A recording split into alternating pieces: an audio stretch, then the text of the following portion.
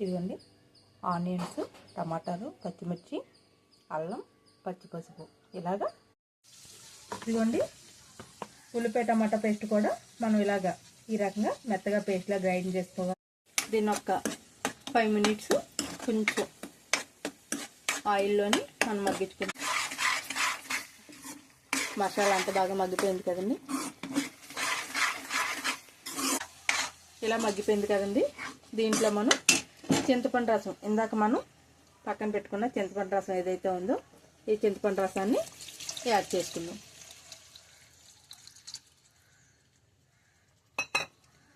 ఒక నిమ్మకాయ అంత.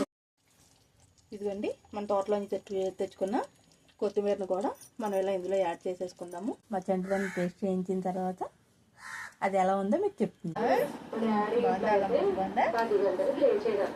Thank you very much.